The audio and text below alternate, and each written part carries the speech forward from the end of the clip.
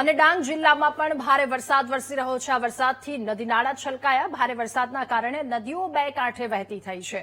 સતત વરસાદ અંબિકા અને પૂર્ણા નદીમાં ઘોડાપૂરની સ્થિતિનું નિર્માણ થયું તો નદીઓ બે કાંઠે વહેતી થતા તંત્રે લોકોને સાવચેત રહેવા માટે અપીલ પણ કરી છે। નદી કાંઠે ન જવા માટે પ્રવાસીઓ અને લોકોને સ્થાનિકોને અપીલ કરવામાં આવી છે। અંબિકા પૂર્ણા નદી કે જ્યાંના દ્રશ્યો સામે આવ્યા છે, એક તરફ નયનરમ્ય આ દ્રશ્ય છે, પરંતુ સાથે સાથે લોકોને સતર્ક રહેવા માટે, સાવધાન રહેવા માટે તંત્ર દ્વારા અપીલ પણ કરવામાં આવી છે। નીચાણવાળા જેટલા વિસ્તારો છે એમને પણ સાવધાન રહેવા અપીલ કરાઈ છે। નદી કાંઠે ન જવા માટે અપીલ કરવામાં આવી, કારણ કે નદીઓએ હાલ ભરપૂર વરસાદના કારણે રૌદ્ર સ્વરૂપ ધારણ કર્યું છે। નદીઓ બે કાંઠે વહેતી થઈ છે, ક્યાંક ભયજનક સપાટીથી ઉપર નદીઓ વહી રહી છે। એક તરફ નયનરમ્ય દ્રશ્ય, પરંતુ સાથે સાથે લોકોને સાવચેત રહેવા માટે પણ અપીલ કરવામાં આવી છે।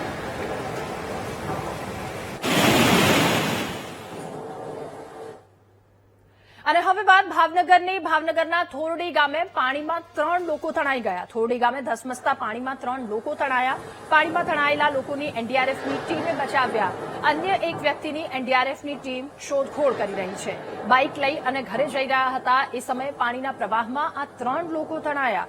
2 લોકોને એનડીઆરએફની ટીમ દ્વારા બચાવી લેવામાં આવ્યા છે, ત્યારે એનડીઆરએફની ટીમની સતર્કતાના કારણે 2 લોકોનો જીવ બચ્યો। જોકે હજુ પણ એક વ્યક્તિની શોધખોળ ચાલી રહી છે। થોરડી ગામ કે જ્યાંની આ ઘટના, પાણીમાં 3 લોકો તણાયા। પોતે ઘર તરફ જઈ રહ્યા હતા બાઇક લઈ, અને એ સમય દરમિયાન પાણીના પ્રવાહમાં તણાઈ ગયા હતા। તંત્ર દ્વારા સતત અપીલ કરવામાં આવી રહી છે લોકોને સાવચેત રહેવા માટે। આ વરસાદ, આ ભરાયેલા પાણીમાં કોઈ પણ પ્રકારનું રિસ્ક ન લેવા માટે સતત સૂચનાઓ આપવામાં આવી રહી છે।